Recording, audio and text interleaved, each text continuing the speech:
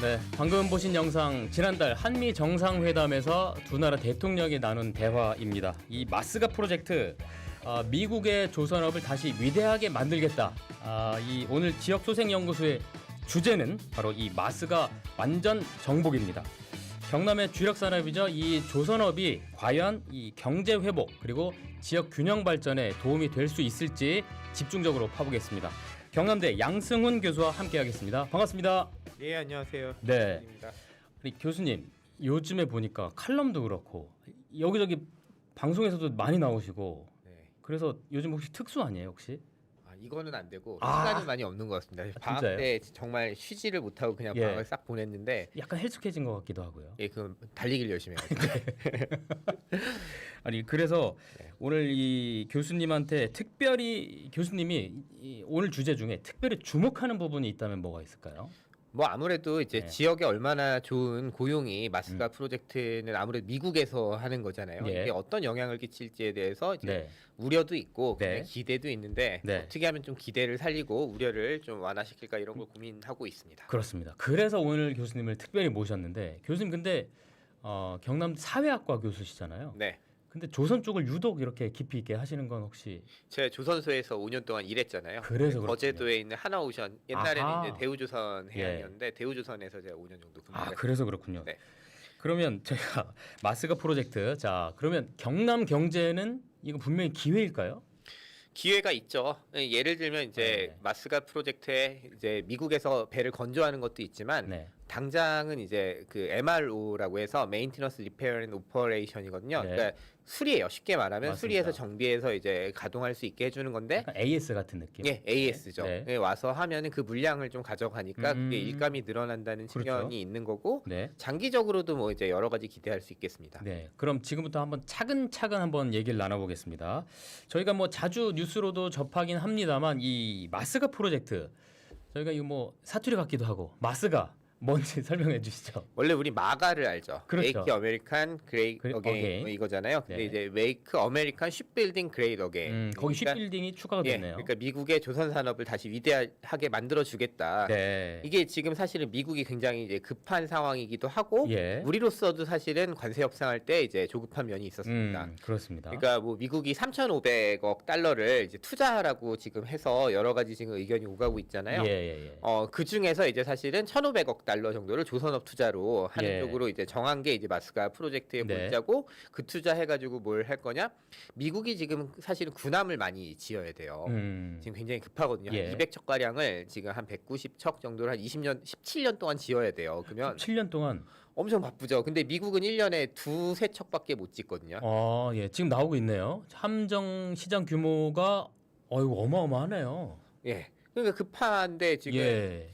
미국의 원래 그 세계 전략이라는 것은 네네네. 바다를 지배하는 겁니다. 바다. 어느 나라에서든 미국 함정이 공격당하지 않고 네네네. 미국의 동맹국들이 교역을 할 수 있게끔 바다 제해권이라고 하는데 제해권을 장악하고 싶은데 네. 지금 사실 중국이 무섭게 군함을 짓고 있거든요. 맞습니다. 예. 그러니까 그걸 하려면 자기들이 셀프로 할 수가 없으니까 찾아보니까 동맹국 중에 예. 믿을 만한 나라에만 군함을 맡길 수가 있는데 사우스 코리아가 있었네. 그러네요. 이제 저희가 그런 한국. 이제 한국이 굉장히 그런 점을 잘 공략을 한 거죠. 예. 그러면 트럼프 대통령이 저희 뭐 쇼츠로도 만들었더니 대박이 터졌던 그 98년에 대우조선 해양에 와서 지금 사진 나오고 있네요. 자, 자기도 이런 거 만들고 싶다. 막 감동하던 그런 장면들 아주 화제가 되기도 했었는데 원래부터 이 트럼프란 사람이 이렇게 조선업 쪽에 관심이 좀 많은가요? 예, 약간 그 트럼프가 캐릭터 자체가 약간 마초이기도 하고 네. 이제 배가 한 번 들어가면 사실은 이게 그 뭐랄까 압도되는 맛이 네. 있죠. 몇십만 톤 이제 뭐 기름을 싣거나 가스를 싣거나 아니면 뭐 컨테이너 싣거나 이런 것들을 보면서 굉장히 이제 규모가 감동한 게 어마어마하죠. 있고 네. 한국이 세 가지를 잘하거든요. 뭐죠? 싸게, 네. 빠르게, 네. 가장 양질의 배를 할 수 최고네요. 있는 최고거든요. 주문자한테는 최고네요. 주문지한테 최고거든요. 게다가 옵션을 우리 차 옵션 바꾸면 굉장히 복잡할 때가 많거든요. 예. 차 튜닝하고 이래야 되잖아요. 네. 배를 이제 건조하는 과정에서 원하는 옵션을 가장 빨리 해주는 한국 교통부입니다. 예. 그러니까 이제 그런 거 보면서 감탄했을 거고 또 하나는 사실은 트럼프가 원래 금융업자잖아요. 예. 이제 돈놀이를 하는 사람인데 배 자체가 어느 정도는 그런 예. 파생 상품에 성격이 있어가지고 그런 면에서도 배를 한번 하면은 자기가 돈벼락을 맞을 수 있다 이런 생각도 했겠죠. 있겠죠. 파생 상품 개념이라면은 어떤 거죠? 배가 나오는데 오래 걸려요. 그렇죠. 몇 년 걸리죠. 도면을 그리는데 1, 2년 걸리고 배를 건조하는데 또 한 1, 2년이 걸려요. 그럼 그 기간 전에 하면은 이게 다 우리가 선물 옵션 이런 개념이 있기 때문에 네. 배를 싸게 주문을 했다가 나중에 비싸게 팔 수도 있고 네. 배가 가격이 떨어질 것 같으면 싸게 살 권리를 거래할 수 있잖아요. 그런 측면에서 이제 트럼프가 관심이 있었던 것 같습니다. 정말 사업하는 분들은 다릅니다. 예. 아, 그럼요. 돈 되는 건 무엇이든. 네. 아니 교수님이 요즘 칼럼도 많이 쓰고 계신데 그 쓴 내용 중에 기억에 남는 게 이 50년 가까이 조선업에 관심을 끊어온 미국에는 조선소의 숫자도 적고 독도 그러니까 도크도 좁고 네. 또 숙련된 인력도 적고 조선소를 찾는 청년도 없다. 이렇게 얘기를 하고 있으셨어요. 이게 바로 우리에게 러브콜 보내는 이유일까요? 그렇죠. 지금 이제 두 가지겠죠. 하나는 일단 미국의 이제 괜찮은 해운사들이 싹 사라졌습니다. 왜냐하면 미국은 규제를 통해서 이제 여러 가지 법을 통해서 뭐 반스 톨레프스 법도 있고 뭐 그 존스법 도 있고 뭐 이래서 배를 타국의 배가 국내에 못 다니게 하다 보니까 이제 국내에서 해야 되는데 문제는 조선업에 그러면 투자를 많이 하고 양질의 인력을 육성하고 건조 경력을 많이 경험을 쌓았어야 됐는데 안 했어요. 몇십 년 동안 그냥 안주하면서 갔고 군함은 필요하니까 최소한의 선박만 했는데 군함도 마찬가지로 이제 배를 건조하는 사람들 생산직도 필요하고 맞습니다. 우리 도면을 그리는 엔지니어들도 필요한데 그 사람들이 싹 사라졌는데 그러네요. 근데 배가 그래도 20년씩을 쓴단 말이에요. 그러니까 한 20년 전에 지어놓은 게 이제 노후화되고 그 기간에 벌어진 조선 시장의 이슈가 뭡니까? 세계 조선 시장에서 가장 많은 배를 건조하는 나라가 중국이 됐죠. 이러고 나니까 갑자기 뜨거워 지금 이런 상황이 됐고 다시 돌아보니 우리의 항공모함 그다음에 뭐 여러 가지 이제 그 순양함부터 시작해서 여러 가지 이제 그 함정들이 쓸모가 없어질 수도 있네. 어떻게 하지? 이런 게 지금 미국이 다급한 상황입니다. 네, 지금 중국 조선업이 정말 무섭습니다. 중국 급성장하는 거 어느 정도인지 2030년 전망치 보면은 차이가 너무 많이 나네요. 그리고 2029년에 글로벌 함정 MRO 시장 규모가 87조 됩니다. 그러니까 저 스케줄 다 맞추려면 지금 뭐 100척 이상 지어야 이제 간신히 이제 비벼볼 만한 상황이잖아요. 게다가 미국은 배를 전 세계에 보내야 된다고요. 중국은 사실 집중해서 이제 그 자기들 동해 우리 기준의 서해 이제 파견을 하기 때문에 우리가 훨씬 이제 미국 관점에서 훨씬 이제 불리할 수 있는 집중력 관점에서도 그러니까 지금 다급할 수밖에 없는 그러네요. 거죠. 이 마스가 프로젝트 그렇기 때문에 국내 조선사들이 아주 발빠르게 지금 움직이고 있는데 HD 현대중공업이나 뭐 경남에 있는 한화오션이나 삼성중공업도 지금 준비하고 있는데 어떻게 지금 준비하고 있죠? 뭐 이제 인수합병을 이제 현대중공업하고 미포조선이 HD 해버렸죠. 하는 것도 있을 거고 사실은 뭐 그거는 원래 있던 자기 양대 조선소를 합치는 거니까 그런 측면에서 규모를 만든 다음에 그러면 이제 MRO도 배분하고 그 다음에 미국의 군함에 필요한 특수 자재나 혹은 이제 그 블록 같은 것도 제조할 준비를 하기 위해서 현대중공업은 그러는 것 같고요. 하나오션은 더 큰 이제 수를 한 거죠. MRO 사업을 빨리 따기 위해서 필리 조선소에 진출해가지고 아예 미국으로.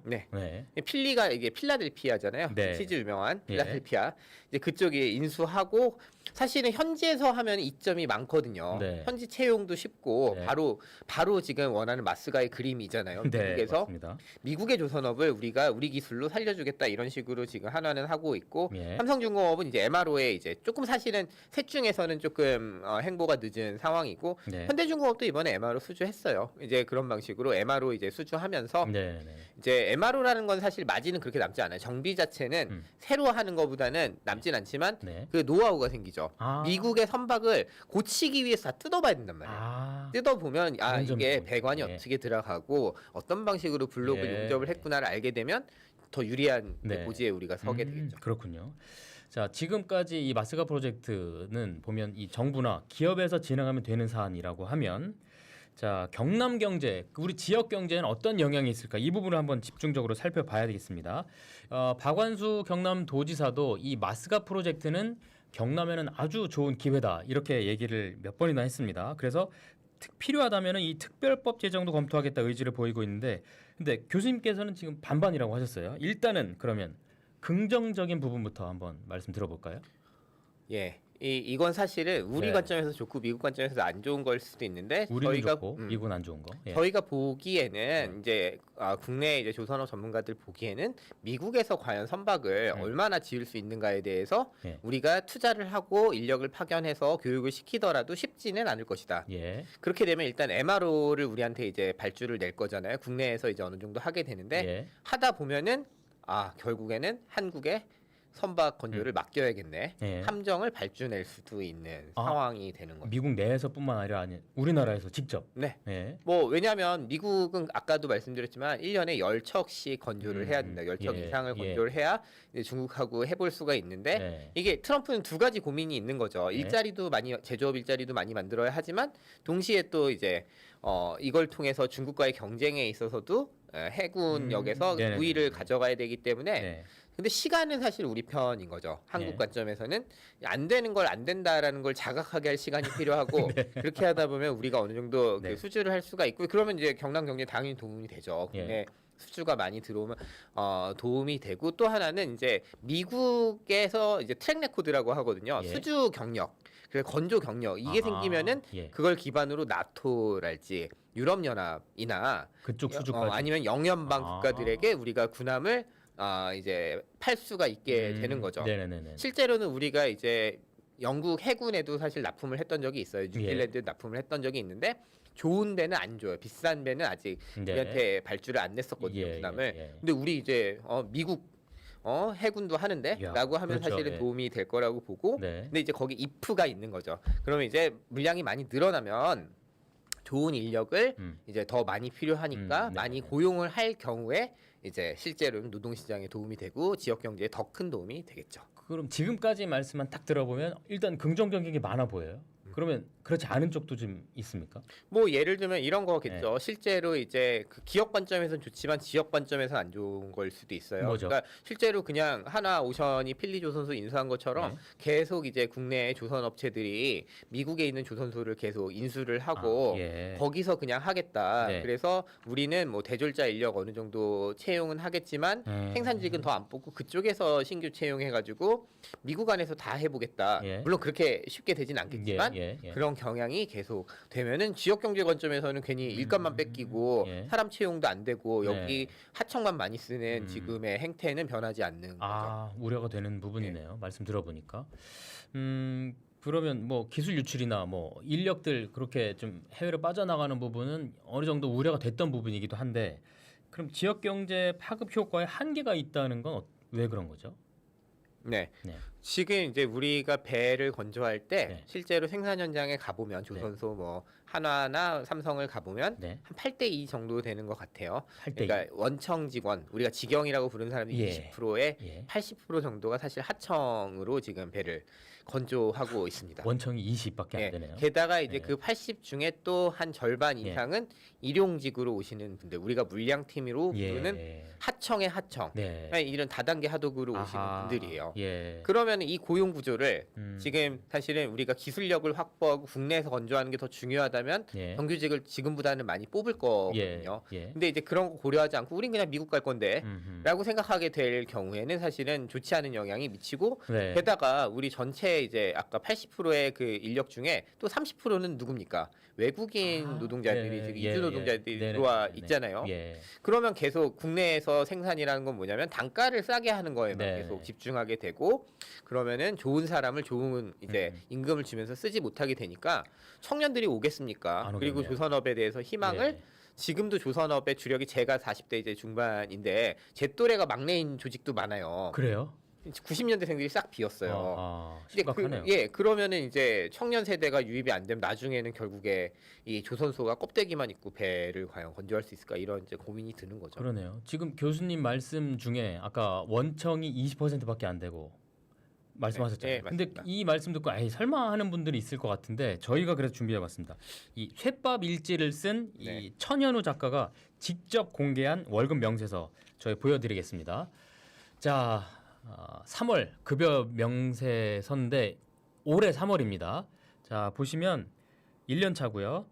각종 수당 합쳐가지고 241만 원을 받는데 이것저것 공제하고 저 밑에 이제 공제 금액 합한 것까지 빼보면 실제로 받는 거는 204만 원입니다. 204만 원. 최저임금 간신히 넘기네요. 네. 네. 진짜 심각하죠. 이게 교수님 현장 아직도 이런 상황인 거죠? 이제 이 얘기를 만약에 원청에 조선 3사 혹은 이제 경남으로 한정하면 이제 하나오션이나 삼성중공업 가면 그럴 리 없다는 거 얘기합니다. 왜 그렇게 얘기하냐면 본인들은 단가를 우리 22년에 유치한 노동자가 이제 옥세를 하고 그 파업을 했던 그 이후부터 5%, 7%, 뭐 4% 이렇게 올려줬다고 얘기를 해요. 사실은 그 말은 맞아요.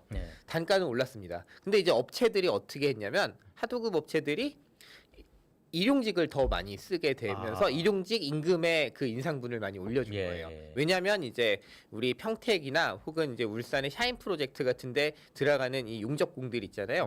요 분들이 고기량자예요. 고기량자인데 이 사람들을 단기로만 쓰려고 하는 거죠.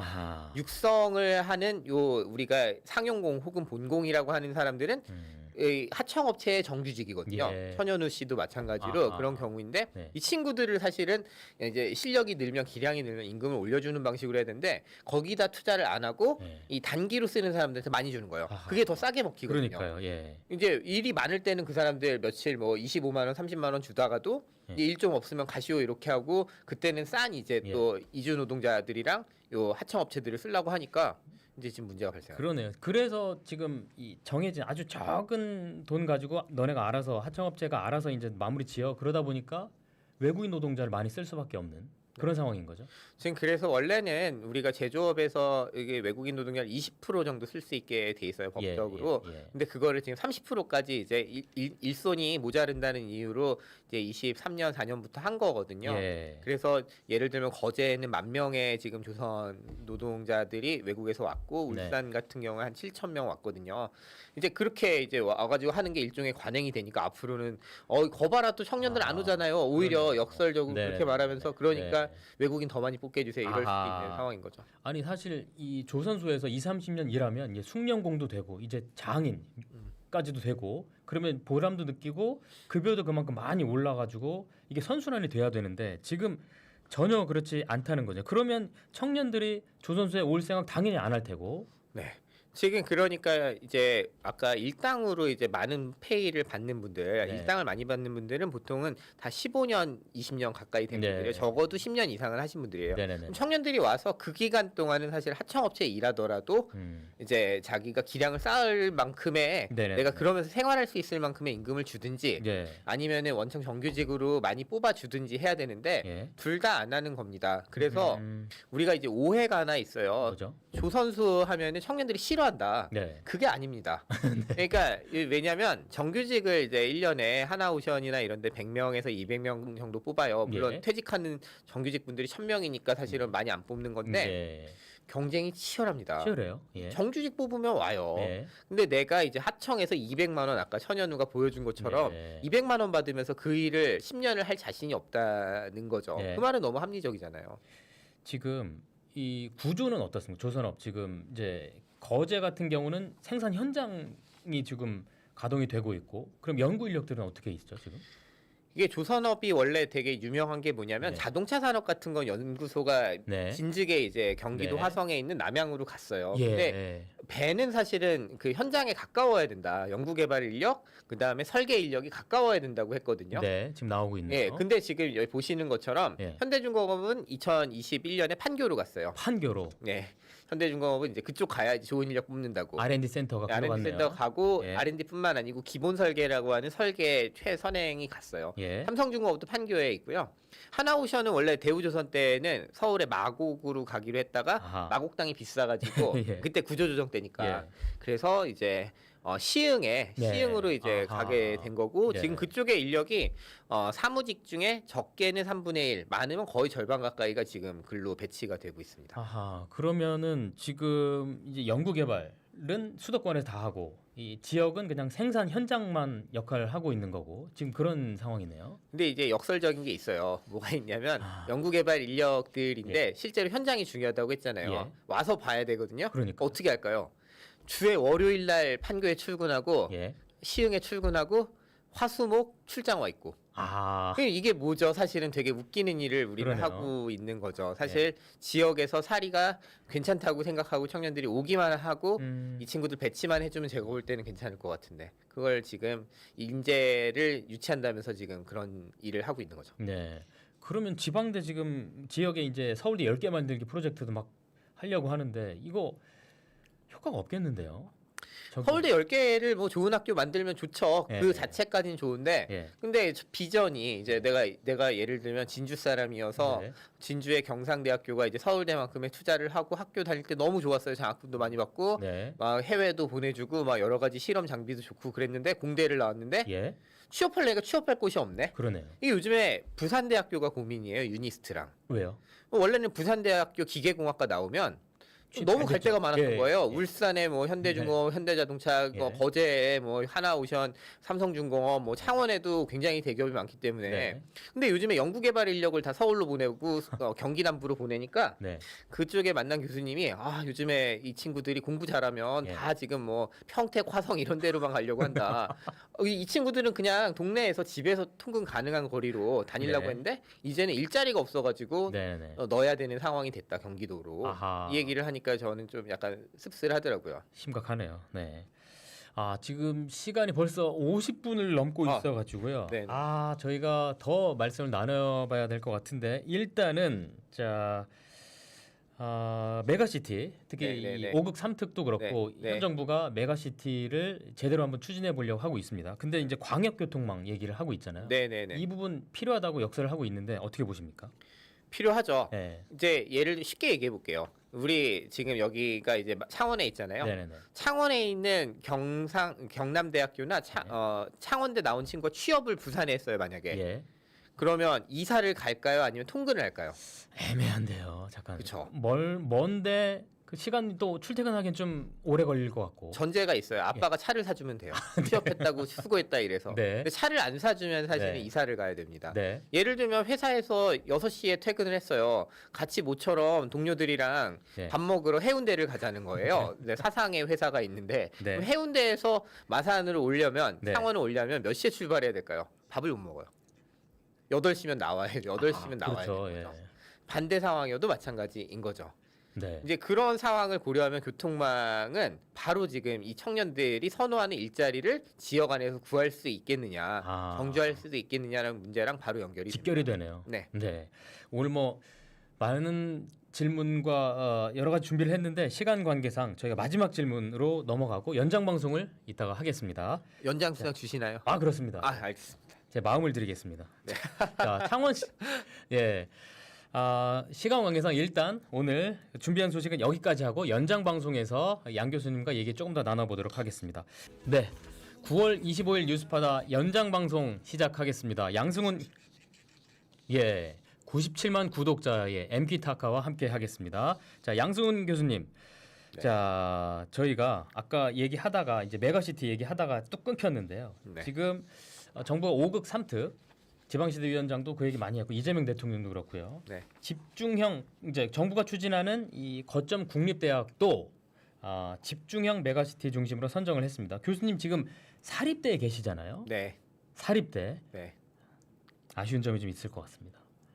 뭐 사실은 네. 지역에 대학에 투자를 많이 한다는데 그거를 뭐 저희가 응원하지 않을 이유는 그렇죠. 당연히 없죠. 예. 기본적으로 있는데 네. 이제 과연 이 거점 국립대가 다 할 수 있겠느냐 네. 모든 기능을 예. 예를 들면 이제 거점 국립대가 지금 말하는 게 두 가지가 지금 사실은 혼재돼 있어요. 하나는 뭐죠? 예.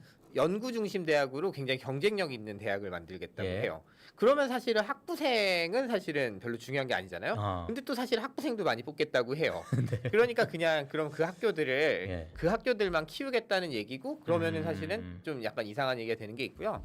또 하나 이런 게 있는 거죠. 우리나라에 이제 사립대가 그 대학 중에 몇 퍼센트냐면 80% 정도 됩니다. 예. 80%? 예. 네. 사립대가 사실은 교육의 대다수를 이제 음. 아까 마치 조선소의 생산직 그 하청업체가 80% 하는 것처럼 예. 그 정도를 하거든요. 이들은 그럼 어떤 역할을 해야 되는지에 대해서 사실 아무 역할을 맞습니다. 뭘 그냥 닫으라는 얘기인지 아니면은 뭐 합병을 하라는 얘기인지 혹은 뭐 지난 정권 문재인 정부 때 얘기했던 걸로 하면 공영형 사립대라고 하는 건지 사실은 지금 뭔가 선택을 해야 되는데 선택지를 주질 않아요.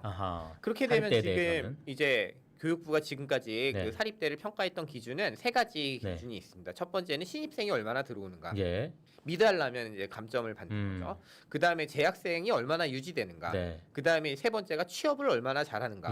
사실 지금 그 기준으로만 갖고 하면은 이제 중요한 사실은 학문들도 있고 중요한 전공들도 있고 학생들을 키우는 이런 거를 지금 사실은 굉장히 잘 못하고. 그렇죠. 예를 들면 필요한 과들이 되게 많이 없어지거든요. 우리는 이제 그 사립대에서 학과들이 폐과된다 이 아마 뉴스를 많이 하셨을 텐데. 그리고 인문사회 계열만 생각해요. 저희 거도 사실 폐과됐잖아요. 지금 폐과 수순입니다. 경남대 사람들도. 여쭤보고 싶었는데 혹시나. 근데 저는 그걸 슬프다 말다 이 얘기는 일단 차치하더라도 지금 우리가 AI 전환을 한다고 하고 정부가 총력전으로 과학기술 기반 혁신을 하겠다고 합니다. 그렇잖아요. 대통령의 입으로 매일같이 그 이야기를 하거든요. 과학기술 혁신, AI 이 얘기를 하는데 그러기 위해서 중요한 전공들이 있는데 이거는 거점대만 하면 되는 게 아니고요. 모든 대학에서 다 해야 되는 전공이 우리가 STEM이라고 하는 겁니다. STEM. 그래서 사이언스, 테크놀로지, 엔지니어링, 매스메릭스예요. 그러니까 과학, 기술, 공학, 수학이에요. 근데 그 지방사립대에서 제일 먼저 없어지는 과들이 문과보다 자연대입니다. 그렇군요. 수학과, 물리학과, 화학과 지금 있는 사립대가 없어요. 경남뿐만 아니고 어디든. 어려우니까 안 오기도 하고 설비를 많이 들여야 돼요. 좋은 교수님 많이 뽑아야 됩니다. 근데 이쪽이 당장 취업되는 게 아니고 대부분 대학원 가야 되고 그럼 이런 데들 투자를 안 하거든요. 그러면 이제 나라 전체의 고등교육 역량을 사실은 지방사립대가 80%를 하고 있는데 다 떨어뜨리고서 이게 지역의 혁신이 가능합니까? 서울에 있는 학교는 다르죠. 서울에 있는 학교들은 대부분 다 연구 중심 대학이고 학부생도 많고 대학원생도 많고 설비를 할 수도 있고 이제 그런 상황들을 보면 지역에 있는 대학들이 사실은 지금 이제 사립대들은 굉장히 힘들어지고 역할을 못 받으니까 그냥 가만히 기다리다 보면 지금 하는 경쟁은 사실은 사립대들이 전문대에 있는 물리치료학과 이런 과들을 만드는 상황이거든요. 그 전공이 나쁜 건 아니지만 이제 당장. 지금 미래 전망 있는 학과고 좋은 일자리를 보장하는 학과를 사실은 못 하고 있단 말이죠. 교육부 장관님 그리고 박재규 총장님 양 교수님 눈물이 그래서 저희 투자 많이 할 수 있게 전략적으로 좋은 학교 만들 수 있게 교육 당국이 좋은 지침을 좀 만들어 주시길 바랍니다. 알겠습니다. 그리고 그 한 언론사 인터뷰 중에 이 얘기 있던데 서울하고 서울 아닌 곳으로 우리나라 국토는 나뉜다 이 얘기가 있었고 집중형 메가시티 만들면서 더 고려해야 될 부분은 없을까? 요것도 교수님 준비하셨죠? 예를 들면 이런 것 같아요. 이게 좋은 고장 만들기라는 말이 있어요. 내가 살기 좋은 고장을 만든다. 이 말하고 사실은 서울에 대안을 만드는 거는 충돌하는 게 아닌데 충돌한다고 생각하는 분들이 있는 것 같아요. 그러니까 조그만 시군구들도 잘 살게 해주자. 그 다음에 농촌도 불편하지 않게 해주자. 이거 해야 됩니다. 근데 그거와 별개로 지금 벌어지는 지금 우리 지방소멸이라고 말하는 거 저는 그 말 잘 안 쓰거든요. 저는 뭐라고 이야기하냐면 지금의 문제는 청년의 급격한 유출이 문제다. 실제로 인구가 나갈 때 대부분을 청년들이 드라이브 하는 거거든요. 그러니까 10,000명이 나가면 7,000명이 1,000명이고 그 중에 70%가 여성이어서 절반의 그러니까 인구 유출의 지방에서의 유출은 여성 청년이 절반이에요. 그리고 그거에 조금 보탠 수준의 청년 남성들이 나가는 건데 그 문제의 핵심은 뭐냐면 괜찮은 일자리를 여성들에게 제공할 수 있는 곳이 서울이고 고부가 가치 일자리를 아까 연구소 이야기하셨지만 제공할 수 있는 곳이 서울 경기이기 때문에 벌어지는 일인데 지금 말씀드린 그러한 일자리들은 지방에 만들려면 규모가 커야지 크게 만들 수 있다는 거예요. 그러니까 예를 들면 우리가 삼성전자의 무슨 연구소랄지 현대자동차 연구소랄지 이런 것들을 단위 조그만 이제 지자체가 받을 수가 없고요. 그 다음에 이제 대학이 굉장히 몰려 있어야 되고 소비 여력도 있어야 서비스업도 크게 유치가 가능합니다. 그런 관점에서 보면은 이제 그 단위는 적어도 메가시티 지금 서울만 있는 게 아니고 경기까지 포함해서 수도권 전체가 서울이잖아요. 서울, 경기, 인천 이거에 대항할 수 있는 축이 있어야 여기서 이제 안 그렇죠. 떠나고 싶은 네네네. 청년들이 서울하고 비슷한 수준의 스타트업도 할 수 있고 네. 비슷한 직군을 갈 수 있고 서비스업도 굉장히 크고 이렇게 될 때만 제가 볼 때는 네. 지역균형이라는 것들이 가능해질 거라고 보는 거죠. 경남대의 여학생들도 실제로 많이 좀 줄고 있습니까? 제가 제일 고민하는 여학생들이 있어요. 네. 제가 취업 전담 교수를 제가 몇 년째 하고 있는데요. 네네네. 제일 어려운 청년들이 공부를 잘하는 여학생. 아, 문과에서 예. 어디 보내야 될지 알려주세요 저한테. 아, 그러네요. 예, 그러니까 사실은 지역에 있는 청년들이 여성들이 할 수 네. 있는 일자리라는 게 대부분은 돌봄 일자리이거나 음, 뭐 아니면은 운이 좋아서 은행 네. 가면 좋고 네. 공부를 열심히 해서 공기업 공무원 되면 좋지만 네. 지금 지역에 있는 여성들을 사실 일자리가 그 없네요. 일자리 충분히 할 수가 없고 네네네. 그러다 보면은 이제 뭐 이제 조그만 기업 중소기업에서 격리나 회계나 뭐 이런 일 혹은 네. 서무 이런 일들 하다가 네. 보니까 인스타그램 보면 서울에 있는 친구들이 생활비 많이 든다고 하지만 네. 그래도 적은 기회가 많아 보여요. 네네네. 그러니까 이제 많이 가게 되는 네. 거죠. 실제로 그렇군요. 예. 네. 그래서 이제 예전에는 뭐 졸업을 하고 마땅하지 않은 뭘 했냐면 네. 2010년대 초반까지만 해도 결혼을 빨리 하는 경우가 많았어요. 네. 초혼 연령이 낮고 네. 그래서 아이를 많이 낳은 건데 네. 이제는 그것도 없어졌습니다. 음, 그냥 무조건 네. 본인이 희망하는 혹은 본인이 생각하는 수준에 맞는 일자리를 구하려고 하는 거거든요. 아. 여성들이. 진짜 심각하네요. 네. 네. 그러면은 지금 20, 30대 청년들 특히 저희가 지난주 오프닝 때도 말씀드렸는데 지난해 이 수도권으로 가장 많이 인구 유출이 된 전국의 도시 중에 창원시가 1등을 했거든요. 네. 네. 그리고 그 중에서도 20, 30대 청년들 특히 여성들이 경남 떠나는 걸로 실제로 나왔는데 지역 소생 지금 뭐 어쨌든 연구하고 계신 전문가이시기도 하니까 재언을 좀 해주신다면. 이게 두 가지밖에 방법이 없는 거예요. 여성 네. 청년들의 일자리라는 것은 청년 여성의 일자리라는 것은 일단 우리는 주력 산업이 제조업입니다. 그러면 제조업에서 문호를 그래도 열어야 됩니다. 네. 왜 그게 중요한 문제냐면 아. 창원이 이제 울산보단 난데 울산이나 거제는 95대 5예요. 제조업체의 성비가. 남자 95, 55. 여성 5. 이야. 네. 창원은 조금 나아서 88대 12 정도 되거든요. 그러니까 100명 있으면 12명 정도예요. 예. 근데 요즘에 이공계예요.